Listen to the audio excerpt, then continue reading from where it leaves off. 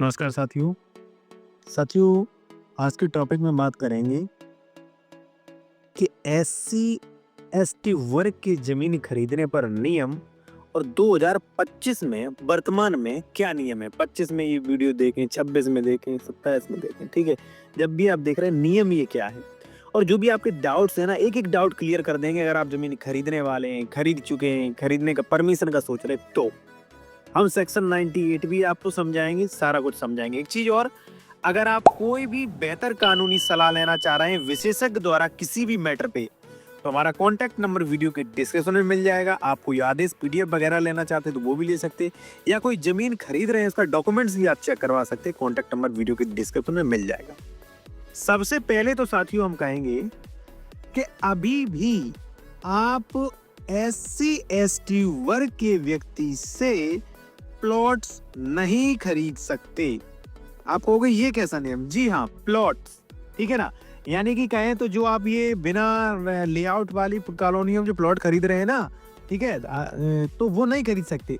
अब आप कहोगे ये यूट्यूबर तो ऐसे ही है, कुछ भी कहते रहते हैं, इनकी बात मत मानिए। तो आप बात मत मानिए, लेकिन प्रूफ देखिए आप, ठीक है ना। देखिए, एक व्यक्ति ने एक प्लॉट खरीद लिया था, ठीक है ना, प्लॉट खरीद लिया था भाई। अब 14380 तो कराया नहीं था, ठीक है ना। अब कई वकील जो वकील होते हैं भाई वो लोग कह देंगे कि नहीं, अगर आप प्लॉट आवासी में लिखवा रहे हैं और आवासी वहां पे लिखवा देते, आवासी का स्टाम्प पे कर देते, तो वहां पे कोई दिक्कत नहीं। मैं साथियों आपको बता दूं कि कहीं भी उनसे कहिए, कहीं भी ऐसा नियम दिखा दीजिए कि बिना 14380 कराए वो जमीन की आवासी मान ली जाएगी, तो बता दीजिए कहाँ पे लिखा है। देखिए, मात्र आवासी का स्टाम्प पे कर देने से जमीन 143 या 80 उद्घोषित नहीं मानी जाएगी, तो वो आवासी का प्लॉट हुआ कैसे? पहली चीज, ठीक है ना। दूसरी चीज, अगर आपने उल्लंघन किया तो देखिए क्या हुआ। पहले की रजिस्ट्री थी 157 का क्या उल्लंघन हुआ? पुनर्स्थापन प्रार्थना पत्र दिया गया और यहाँ पे आप देख सकते हैं कि पूर्व नामांतरण आदेश यानी कि दाखिल खारिज हो गया था, ठीक है ना। दिनांक 30/6/2020 निरस्त करते हुए भूमि राज्य सरकार में लगाए जाने हेतु सेवा में आज्ञा प्रेषित हो, यानी कि भूमि जो है राज्य सरकार में लगा दी गई। पहली चीज। अब देखना आप, अभी मैं आपको 98 भी पढ़ाऊंगा, ठीक है ना। अब ये देखिए सेक्शन 80, कई जगहों पर हालांकि कहते हैं लोग 14380 अगर हो गया है तो एससी एसटी वर्ग की जमीन खरीद सकते हैं। हाँ भाई, कहना है। और हालांकि जब आप 80 पढ़ेंगे, जब सेक्शन 81 पढ़ेंगे तो उसमें लिखा है कि अध्याय 9 के रिस्ट्रिक्शन लागू नहीं होते। जैसा कि मैं समझ पाता हूँ कि धारा 80 के बाद प्लॉट्स वगैरह खरीद सकते, मैं समझ पाता हूँ, ठीक है। और जब आप 81 पढ़ेंगे, 81 पढ़े तो आपको भी समझ में आएगा। अब कई जगहों पर तो भाई ये भी लगा दिया गया कि धारा 80 के बाद भी आप प्लॉट्स नहीं खरीद सकते। इसलिए मैं कहता हूँ आदेश चेक करिएगा आप, ठीक है, विस्तार से। अब ये जब मैंने आदेश चेक किया, इसमें क्या लिखा है? धारा 98 के देखिए यहाँ पे क्या लिखा है। धारा 80 धारा 2 के अंतर्गत अकृषि घोषित किया गया है, ठीक है, अकृषि घोषित कर दिया। लेकिन धारा 98 के दुरुपयोग रोकने के लिए स्पष्ट किया जाता है कि प्रश्नगत भूमि जो है वो अनुसूचित जाति जनजाति को जो है वो नहीं ट्रांसफर की जा सकती है। धारा 80 जो है इस कंडीशन के साथ की गई है कि आप धारा 98 का उल्लंघन नहीं कर सकते। तो ऐसे में आप रजिस्ट्री करवा ही नहीं सकते। अगर करवा ली तो नियम 104, नियम 105 कार्रवाई होगी, रजिस्ट्री आपकी राज्य सरकार में निहित हो सकती है। भाई प्रूफ आपके सामने।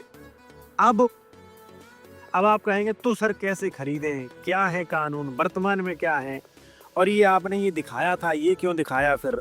तो चलिए मैं आपको बताता हूँ। और देखिए, एक चीज मैं आपको और बताऊं साथियों कि अगर आप कोई भी कानूनी सलाह लेना चाहते हैं, कोई इसका पीडीएफ लेना चाहते हैं, अन्य कोई आदेश लेना चाहते हैं, किसी मैटर में बात करना चाहते हैं विद प्रूफ के साथ, तो कॉन्टैक्ट नंबर वीडियो के डिस्क्रिप्शन में मिल जाएगा और आप डॉक्यूमेंट्स भी चेक करवा सकते हैं। ये मैंने इसलिए लगाया साथियों कि एक बार शायद 2022 का ये था कि उन्होंने ये छूट दी थी कि टाउनशिप के लिए, ध्यान रहे यहाँ पे आप देखेंगे स्पष्ट लिखा है कि सरकार ने शहरों लोगों को आवासीय जागरूकता को पूरा करने के लिए टाउनशिप बसाने के लिए ये छूट दी थी, ना कि ये है कि भाई आप जमीन खरीदो बिना परमिशन के, ठीक है। अब आज भी मैं आपको बता रहा हूं कि सेक्शन 98 आज भी लागू है, कहीं भी नहीं बदल गया। और मैं आप लोगों से कहूंगा कि भाई एससी एसटी वर्ग के जमीन खरीद रहे हैं तो सावधानी से खरीदें, नियमों के बारे में जान लें, किसी विशेषज्ञ द्वारा सलाह लें, ठीक है? तब खरीदें आप ज़मीन, ठीक है ना? अब 98 क्या कहता है वो आप देखिए। 98 कहता है कि भाई अनुसूचित जाति के भूमिधरों को अंतरण पर हम प्रतिबंध लगाते हैं, अंतरण यानी कि ट्रांसफर पर रिस्ट्रिक्शन लगाते हैं, ठीक है, रोकते हैं हम। उसने कहा कि भाई कोई भी विक्रय, बंधक, पट्टा अंतरित करने का अधिकार नहीं होगा। यहाँ पे देखिए स्पष्ट नहीं, उसने कहा नहीं होगा भाई। अब आप कहोगे तो सर धड़ल्ले से खरीद कैसे दी? हाँ, उन्होंने ये कहा है कि अगर आप चाहो तो कलेक्टर से परमिशन ले सकते हो। उन्होंने ये भी बताया कब परमिशन मिल सकती है। मान लीजिए 108 के उसके उत्तराधिकारी जीवित नहीं है, या मान लीजिए अलग जिले में रहने लगा है स्थायी तौर पे, सॉरी स्थायी तौर पे, या मान लीजिए कोई गंभीर बीमारी है, ठीक है? और कुछ क्राइटेरिया इतने एकड़ से ज़्यादा है, तब जो है आप परमिशन लेके खरीद सकते हैं साथियों, ठीक है? बाकी अगर मान लीजिए आप बिना 14380 बिना 98 के खरीद रहे हैं ज़मीन, तो आप श्योर मान लीजिए कि अगर लेखपाल ने रिपोर्ट लगा दी, अधिकारियों ने रिपोर्ट लगा दी, 104, 105 की कार्रवाई हो सकती है। इसलिए किसी के बहकावे में ना आएँ आप। आप जो भी व्यक्ति से बात करें, आप ये बात करें कि भाई हमें एक्ट दीजिए आप अपना। जो आप बता रहे हो एक्ट दीजिए। अब आप कहोगे सर वो गलत क्यों बताएँगे? देखिए गलत तो इसलिए बताएँगे कि आप किसी ए पर्सन के पास गए हो, आपने कहा कि साहब रजिस्ट्री होना है, ठीक है? वो कह देगा रजिस्ट्री हम कर देंगे भाई। अगर उसने ये कहा कि नहीं इसका 143 है दिक्कत होगी, नहीं इसका 80 है दिक्कत होगी, ठीक है? या मान लीजिए उसने कहा सेक्शन 98 कराओ, उसने अगर आपको प्रवचन दिए तो आप रजिस्ट्री लौट जाएँगे और वो बेचारा भूखों मर जाएगा, या मान लीजिए उसका नुकसान हो गएगा।